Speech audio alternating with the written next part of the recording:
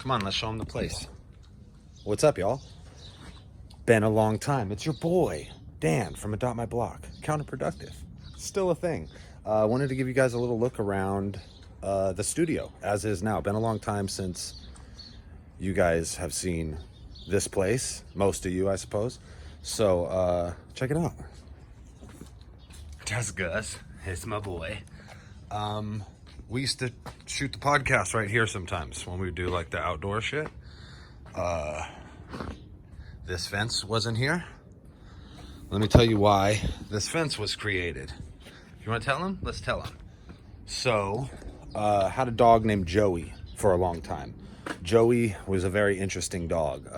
3 unique characteristics he had. Violent separation anxiety, which means he would cry if he was left alone. So somebody had to pretty much be with Joey all the time. Joey had a bite history. Joey bit a couple people. After the first one, we put him with a foster. After the second one, he had to come live with us full time. It was either that or. So Joey came here. Can't be around people. Violent separation anxiety. Also, didn't get along well with other dogs. So hence the fence. We had to create Joey's own little personal place. So put the grass back here, put the fence up so that the dogs could have access to the backyard and Joey could have access to the backyard. And I built this little home for Joey. We insulated the garage, which is why shit sounds a lot better in here. And this half was Joey's apartment. Since we spent so much time with him, I started collecting movies. And I built quite the movie collection. That was fun. Hobbies. Nice little fireplace. And a place to sleep with the boy Joe. But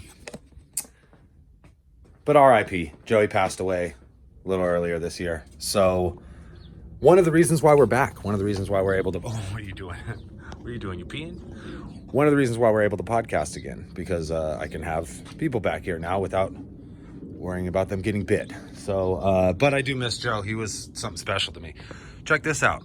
We got something really big going on this weekend. We're doing a huge giveaway at the Santa Clara County Fairgrounds.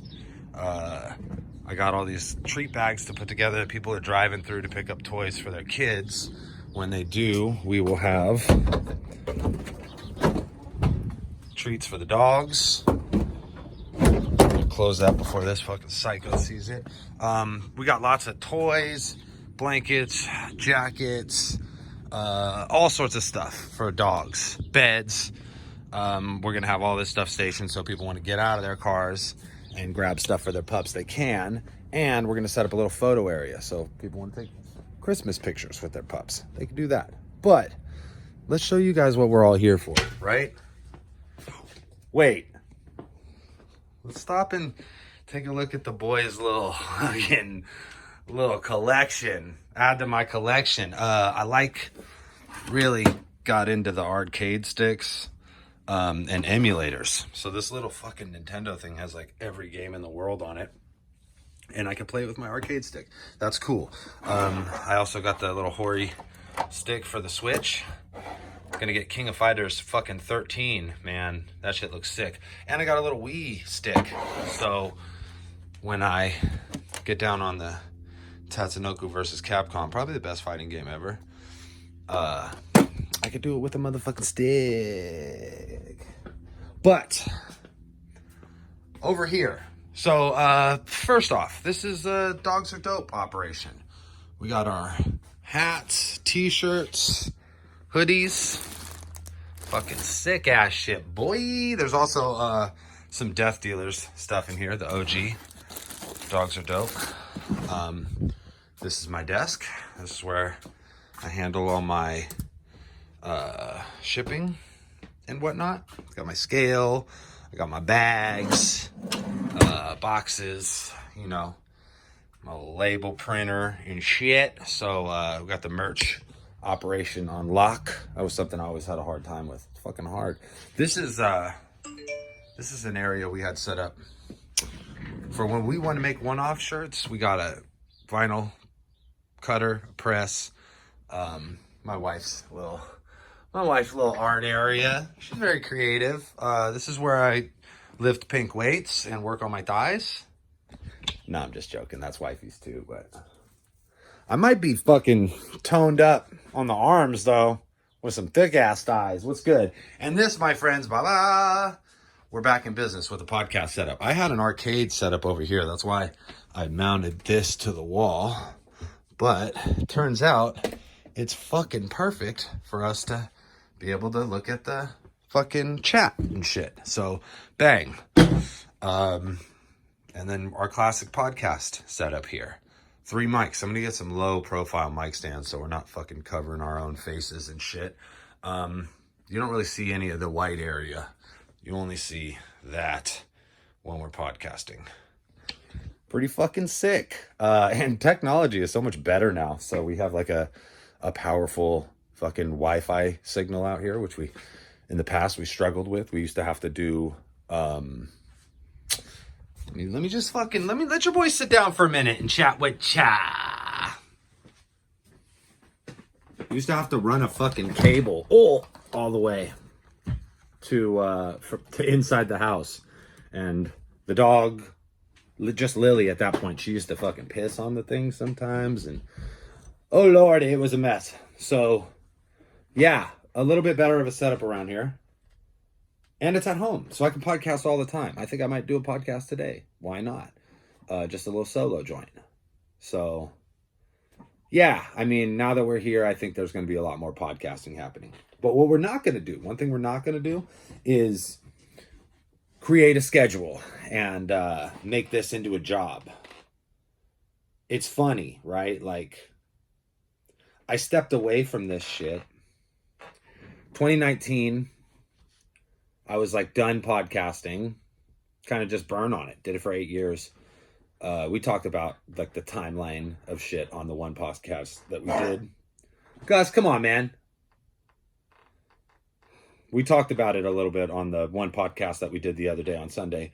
The timeline of situations. But like, you know, broadly, I kind of got burned on the shit just from doing it for so long. And I was, you know, maybe like a little bit of midlife crisis-y shit happening. I just wanted to do something else. So pandemic happened. I was doing comedy and like enjoying doing comedy at that point, but like I didn't like the idea of doing like fucking like streaming comedy shows and like not being out in public. It was like kind of defeated the purpose of comedy. So me and my wife started the dog rescue. I got way into it. And the first like 2 or 3 years of doing the dog rescue, I was like just in over my head trying to figure out how to fucking help every dog I could, in getting really burnt out and, you know, all that shit. So over the last like year or so, you know, it's been 4 years of doing this shit, got a better handle on it now. And I know that I need to make some time for myself. And I also know that being out in the world and promoting and being back on the internet and promoting and, you know, raising awareness and funds for the dog rescue is a valuable use of my time. So we're back, basically, is what I'm saying. Plans for this year. Definitely going to do a live event with Ruin Your Day. Like to just stream the whole thing live on this channel. I really like to do like an old school telethon where we like, you know, we want to raise 5,000. So we like, you know, have people trying. I don't think they do super chat anymore, but we could do like, you know, through PayPal or Venmo or whatever, and then have people making donations as we're going, and we update people and have a little fucking thermometer thing that goes up. Bam, we did it. We hit the goal. Yay. Carter Deems has expressed interest in coming out and doing stand-up. I think that would be great to have him headline as like a comedian, but then also do like a compliment battle, like a real ass battle. And, you know, just like a nice little showcase, free for the folks, but donate because you love the dogs. So that's something we definitely want to do. And then as far as podcasting goes, I'll be doing solo joints, and then Jordan's real close. Cody comes over here to ride all the time. Ryan is going to help me hold it down and handle the engineering for the most part, when he can, because he's a working man too. And, open fucking invitation to all of my friends. Everybody who used to come in podcast, if you got something to promote and you want to come by and talk to the people, we still got some fucking folks here. We still got some fans here. And if you were a part of the counterproductive legacy, whether it was the Dirtbag Dan show or BOTZ battles or whatever, then people want to see what you're doing. So come through and podcast with the boys. Yeah, let's go see what fucking Gus is doing, because I hear noises. Gus? He's being a puddle. You can come hang out with Gus. He's really cool. He don't bite nobody. None of the dogs here bite nobody. They can be annoying sometimes, but they're all real sweet. So, yeah, man. Hope you enjoyed this little look at the operation and the dog. Plenty of more dogs and more podcasting to come from the Counterproductive Boys. We back.